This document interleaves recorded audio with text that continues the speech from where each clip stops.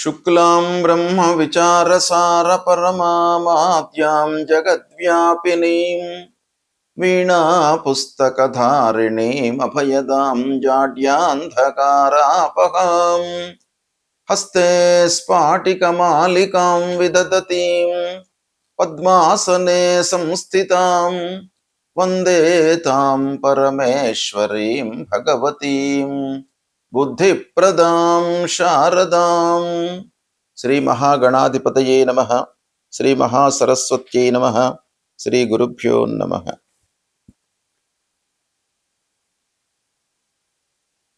June నెలలో ప్రత్యేకంగా స్త్రీలకు గోచార ఫలితాలు ఎలా ఉన్నాయో తెలుసుకుందాం. ఈ జూన్ మాసంలో ఉన్నటువంటి గ్రహస్థితిని ఒక్కమారు మనం పరీక్షించినట్టయితే సూర్యుడు 15వ తారీఖు వరకు వృషభ రాశిలో సంచరిస్తున్నాడు. తదనంతరం మిథున రాశిలోకి ప్రవేశించి మాసాంతం కూడాను మిథున రాశిలో ఉంటున్నాడు. కుజుడు 20వ తారీఖు వరకు మేషరాశిలో ఉంటున్నాడు. తదనంతరం వృషభ రాశిలోకి ప్రవేశిస్తున్నాడు. ఇక బుధుడు 22వ తారీఖు వరకు మిథున రాశిలో ఉంటూ తదనంతరం కర్కాటక రాశిలో ప్రవేశించి మాసాంతం వరకు కర్కాటక రాశిలో ఉంటున్నాడు. గురువు 2వ తారీఖున ఉచ్చస్థానమైనటువంటి కర్కాటక రాశిలోకి ప్రవేశిస్తున్నాడు. శుక్రుడు 8వ తారీఖు వరకు మిథున రాశిలో సంచరిస్తున్నాడు. తదనంతరం కర్కాటక రాశిలోకి ప్రవేశించి మాసాంతం కూడాను కర్కాటక రాశిలో ఉంటున్నాడు. శనైశ్చరుడు మీనరాశిలో సంచరిస్తున్నాడు. రాహువు కుంభరాశిలో సంచరిస్తున్నాడు. కేతువు సింహరాశిలో సంచరిస్తున్నారు. ఈ విధంగా గ్రహస్థితి ఉంది. మేషరాశి వారికి జూన్ నెలలో ప్రత్యేకంగా మహిళలకు, స్త్రీలకు ఎలాంటి ఫలితాలు ఉంటాయి అనే విషయాన్ని మనము తెలుసుకుందాం. ఈ జూన్ మాసంలో స్త్రీలకు కుటుంబ బాధ్యతలు పెరిగే అవకాశం, 2వ తారీఖు నుండి ఖర్చులు పెరుగుతున్నాయి. అయినప్పటికీ ఖర్చులు సద్వినియోగం అయ్యే అవకాశం ఉంది. ఇక ఉద్యోగం చేస్తున్నటువంటి స్త్రీల విషయం ఆలోచించినట్టయితే ఆఫీస్ ప్లేసులో అధికారుల యొక్క ఆదరణ లభిస్తుంది. గృహ సంబంధమైనటువంటి విషయాలలో కొన్ని మార్పులు చేర్పులు కనబడుతున్నాయి. అలంకరణలపై ఆసక్తి పెరుగుతుంది.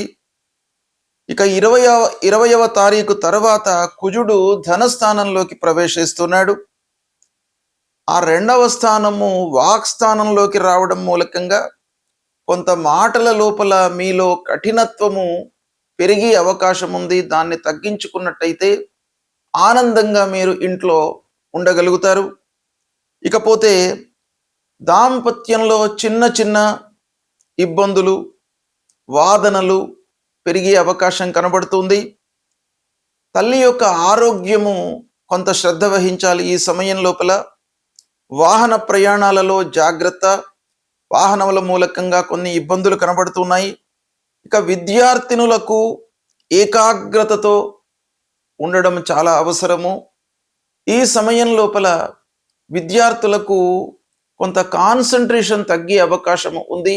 కనుక మీ వైపు నుండి కొంత ఎఫర్ట్స్ అవసరము. ఇకపోతే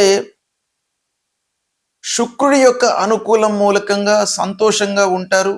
గృహ వాతావరణము ఓవరాల్గా బాగానే ఉంటుంది. కావలసినటువంటి వస్తువులను కొనుగోలు చేస్తారు. బంధువుల ద్వారా శుభవార్తలు అందుతాయి.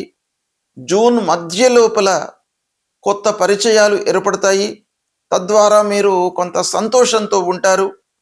ఇక ఆధ్యాత్మికత వైపుకు ఎక్కువగా మనస్సును నిలిపే అవకాశం ఉంది. ఈ మాసం లోపల గృహంలో శుభకార్యాలు, వాటి విషయమై చర్చలు జరుగుతూ ఉంటాయి. ఇక ఉద్యోగం చేస్తూ ఉన్నటువంటి మహిళలకు ఆదరణ లభిస్తూ ఉన్నప్పటికీ ఉద్యోగం లోపల మార్పులు గోచరిస్తున్నాయి. అది పాజిటివ్గానే ఉంటుంది. సంతానం విషయం లోపల సంతృప్తిగా ఉంటారు. ఇక గిట్టని వారి మూలకంగా కొన్ని అనర్థాలు ఈ మాసంలో కలిగే అవకాశం. ఇకపోతే ఆరోగ్యము నిలకడగా ఉన్నప్పటికీ వేడి సంబంధ సమస్యలతో కొంత ఇబ్బంది పడేటువంటి అవకాశం కనబడుతుంది. మీరు ఓవరాల్గా ధైర్యంగా నిర్ణయాలు తీసుకునేటువంటి అవకాశం ఈ మాసంలో ఉంది. ఇక ఈ మాసంలో ఉన్నటువంటి గ్రహస్థితిని ఓవరాల్గా మనం చూసినట్టయితే మేషరాశిలో జన్మించినటువంటి స్త్రీలకు నెలాఖరులో మానసికంగా ప్రశాంతంగా మీరు ఉండేటువంటి అవకాశాలు బాగా ఉన్నాయి. ఈ స్థితిని మీరు సద్వినియోగపరుచుకున్నట్టయితే చాలా విషయాలలో సంతృప్తితో ఉంటూ సుఖమయంగా మీరు ఈ మాసాన్ని గడపడానికి అవకాశాలు బాగా ఉన్నాయి. ఈ మాసంలో ఉన్నటువంటి గ్రహస్థితి మూలకంగా శుభస్థానాలలో సంచరిస్తున్నప్పుడు శుభ ఫలితాలను గ్రహాలు ఇస్తాయి. అయితే దుస్థానాలలో సంచరిస్తున్నటువంటి సమయం లోపల ప్రధానమైనటువంటి గ్రహములు గురువు, శని, రాహువు, కేతువు, సూర్యుడు, అంగారకుడు, ఇలా ఈ గ్రహములు దుస్థానాలలో సంచరిస్తున్నప్పుడు వాటి యొక్క ప్రభావము నెగిటివ్గా ఉంటుంది. కాబట్టి మనము పరిహారాలు చేసుకోవాలి. అంటే ముఖ్యంగా మనము పరిహారము అనంటే మనము ఏం చేయగలము అనేటువంటిది కూడాను కర్మకు సంబంధించినటువంటి విషయాలు.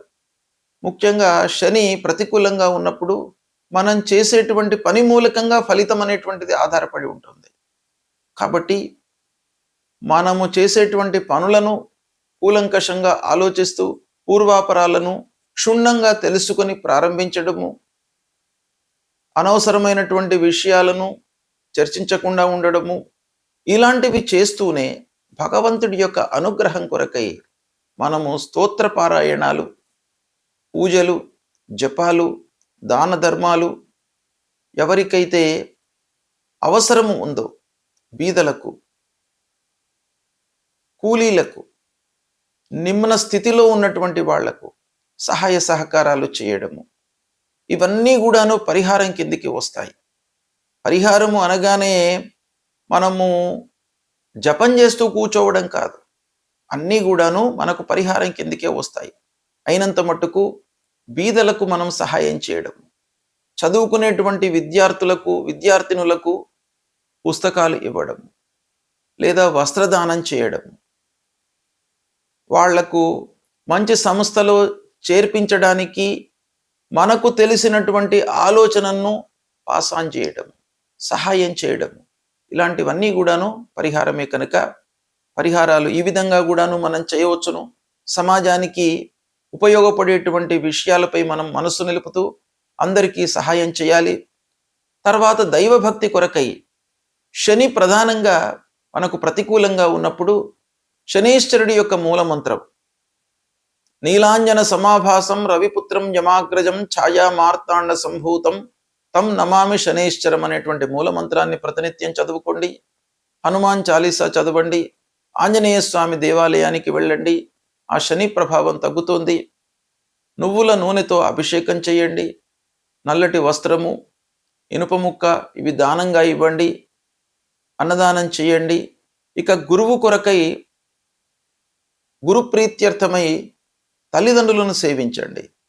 పెద్దలను సేవించడము, గురు దర్శనాలు చేసుకోవడము, దక్షిణామూర్తి స్తోత్ర పారాయణము, గురు చరిత్రను చదువుకోవడము, దేవానాంచ ఋషీణాంచ గురుంకాంచన సన్నిభం వందనీయం త్రిలోకానాం తం నమామి బృహస్పతి అనేటువంటి మూలమంత్రాన్ని ప్రతినిత్యం కూడాను చదువుకోవడము, ఇవి చేసినట్టయితే మీకు గురువు అనుగ్రహం లభిస్తుంది.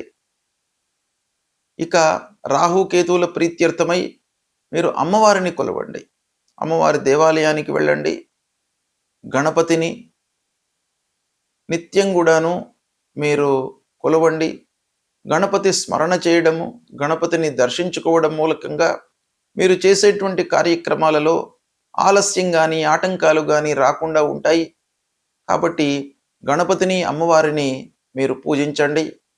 ఇక సూర్య భగవాను కూడాను మీరు ప్రతినిత్యం ఆరోగ్యం విషయమై, ఆరోగ్యమే మహాభాగ్యం గనుక మనిషి అన్నీ కూడాను అనుభవించాలి అనంటే మనకు ఆరోగ్యం బాగా ఉండాలి. కాబట్టి గ్రహస్థితితో నిమిత్తం లేకుండా సూర్య భగవానుడికి ప్రతినిత్యం కూడాను మీరు నమస్కారం చేసుకోండి. 12 సార్లు సూర్యుడికి నమస్కారం చేయండి. అర్ఘ్యప్రదానం చెయ్యండి. తద్వారా సూర్యుడి యొక్క అనుగ్రహం మూలకంగా మీకు ఆరోగ్యం బాగా ఉంటుంది. ఆరోగ్యము మనకు చాలా ముఖ్యమైనటువంటిది అన్నిటికంటే కూడాను. కాబట్టి ఆ సూర్యనారాయణుడి యొక్క అనుగ్రహము మీకు ఉండాలి. కనుక సూర్యుడికి నమస్కారం చేసుకోండి. వీలైతే సూర్య నమస్కారాలు చేయండి. అది మీకు యోగా విధానంగా సూర్య నమస్కారాలు ఉంటాయి. దాన్ని చేసినట్టయితే ఆరోగ్యము, మనస్సు, బుద్ధి ఇవన్నీ కూడాను మీకు అనుకూలంగా ఉంటూ అన్ని విషయాల లోపల కూడాను మీకు ఒక అభివృద్ధి మార్గంలోకి మిమ్మల్ని తీసుకువస్తుంది. కనుక అది చేయండి. విష్ణు సహస్రనామ పారాయణం చేస్తూ ఉండండి. ఇవి చేసినట్టయితే మీకు గ్రహస్థితి ఎలా ఉన్నప్పటికీ, దుస్థానాలలో సంచరిస్తూ ఉన్నప్పటికీ మిమ్మల్ని ఆ భగవంతుడు అన్ని రకాలుగా రక్షిస్తూ మీకు మంచి ఆలోచనలను ఇస్తాడు. కాబట్టి ఇవి చేయండి. శుభం.